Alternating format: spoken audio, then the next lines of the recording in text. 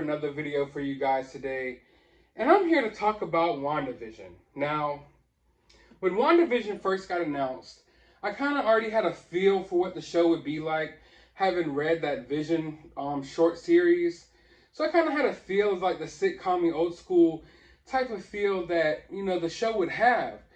And never in my mind did it cross like, oh, there's going to be like, this is going to be your typical Marvel show.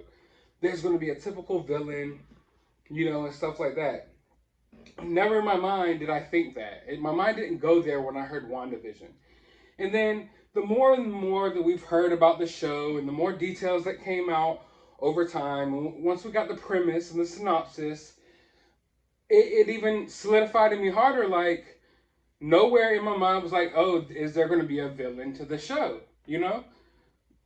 Yet, for some reason, since even before the show came out, there's so many theories about what villain is behind this, what villain is controlling Wanda, who's the mastermind behind it all, who's pulling the strings. And I just don't feel like there's anyone there. For one, like I said, I don't understand why this show would need a villain in the first place.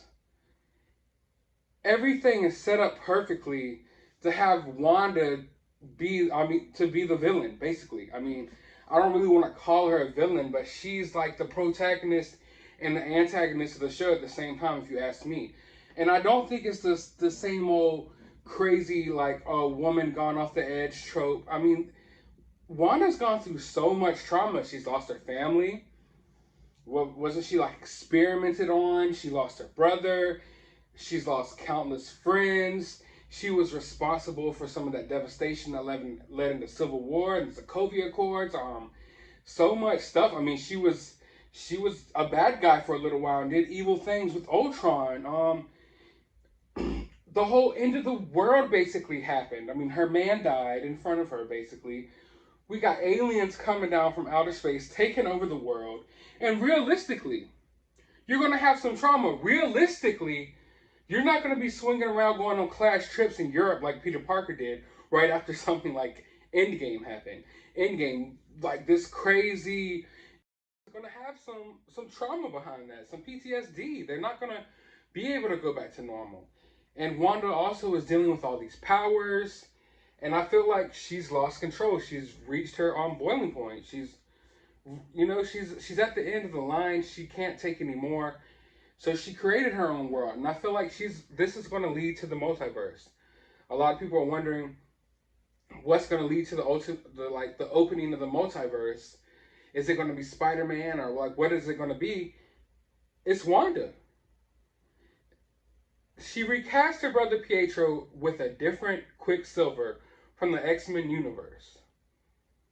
She basically just plucked someone, because it didn't exist anymore, plucked someone from a whole different reality and brought him in. Wanda just opened up the multiverse. And you could even look it up. I'm not sure how much of it was rumor and how much of it is based in facts, but I'm pretty sure Wanda is supposed to be one of the villains of the Doctor Strange movie. So that should be a tell right there. And then, so also it's a slippery slope when it comes to fandom, okay? Because every time a new movie comes out, or a new comic book, or a new TV show, or a new video game, there's all these theories flying around. And then when these theories don't come true, people hate it. People hate on the show, or hate on the movie, hate on whatever it is, all because their theories didn't come true. So I feel like you need to be careful when you're coming up with all these different theories about these world-ending villains coming, like Dormammu and Mephisto, and these witches and wizards and villains all behind the scenes that are pulling the strings. I think you're setting yourself up for failure in this instance. For one, I think it leads to a better show if Wanda is behind all of this, because it's set up perfectly for her to be, the reason behind why all this is happening. Not to mention, they've doubled down on it multiple times. Multiple times they've doubled down on the fact that Wanda is the reason why all of this is happening. When she knocks Monica Rambeau through the force field, she's like, it's Wanda. It's all Wanda. I feel like that was the creators right there who've already heard a little bit of the chatter and was kind of trying to double down on it, trying to let people know, like, hey, you know, we're 4 episodes in. I know it's Wanda, guys. It's Wanda. In case you didn't know, it's Wanda. Here she is. Monica Rambeau just tells you it's just Wanda, and then they double down on it even further. I feel like when Wanda comes out of the force field, when she comes out of the town, and she throws the missile at their feet, and she talks to them. She tells them that she's created her own little world. Leave her alone. Let her do her own thing, and y'all do y'all's own thing, and we're not going to bother each other. She straight up told him that. You think that she doesn't know that she has a whole town under her mind control? Also, throughout the episodes, you can see like at times she looks more disheveled and more stressed out, you know, throughout the episodes as the episodes progress. And I feel like that's just her losing herself. She's created all of these things. This whole town's under her trance, and she's gonna lose herself even more than she already lost herself. And if they didn't even double down on it even further, they literally showed a video of Wanda going and getting Vision's body from Sword so she could take it to her town and revive him or do whatever she wants to do with him. So it's like, hey, she's even on video doing it. Monica's already told you she's the one behind it. She's already came out of the force field, out of the town, broke down her little barriers where she acts like she don't know what's going on, you know, in her little TV land world. And it's come out and let them know, like, I know what's going on. But this is what I want. This is what's making me happy. Y'all need to leave me alone. What more do you need? What more do you need to know that there's not a villain behind all of this? Not to mention, I feel like the MCU has been at some of its best when the main heroes are basically at odds with each other. I mean, take the first Avengers. My favorite parts of the first Avengers movie had to be when the heroes were fighting each other a little bit, when they were getting in their little tussles. That was some of the best parts of the Avengers movie. Then, literally a movie about the heroes facing off against each other. Then you have Winter Soldier. Whereas, yeah, Bucky was more of a villain in Winter Soldier, but he goes on to be one of the main heroes of the MCU. So you basically have all your main heroes fighting each other, and that's when the MCU has been at its best. Because I feel like the MCU has definitely dropped the ball with a lot of its villains. Not all of them, but a lot of them. But like I said, there's so many things that sets this up to be Wanda. And I feel like you're overcomplicating things when you're trying to bring in all these different theories, and it's just not adding up.